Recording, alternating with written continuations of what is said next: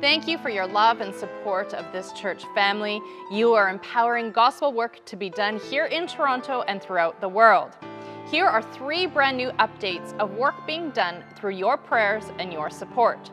First, since the beginning of the pandemic, the prayer ministry has increased here at TICC with weekly online prayer meetings that continue to this day.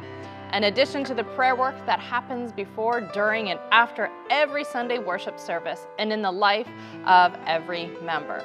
Just from the last couple of months alone, here are a few praise reports received. Joy says shoulder healed and blood pressure down from dangerous levels. 3 individuals found work. Another individual had positive response on a permanent residency status sufficient to apply for children. Another individual said that her sister received financial help toward restructuring mortgage instead of losing home.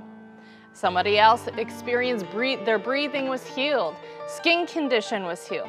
Secondly, this week, CP24 reported that food insecurity and need is at an unprecedented levels here in Toronto. This makes the work that this church family is doing, taking food weekly to local food shelters, essentially important. You have seen a picture of Gideon, our outreach pastor, this past week taking a shipment of food. There were a record 1.5 million visits to the Toronto food banks over this last year of COVID-19 in the pandemic. CP24 called this type of increase unprecedented. In the Great Recession of 2008, visits were up 14%. Now they are up 47% year over year. This rise coincided with a surge in job losses due to the lockdown restrictions. Church, you are being the hands and feet of Jesus, showing his loving compassion for people in need.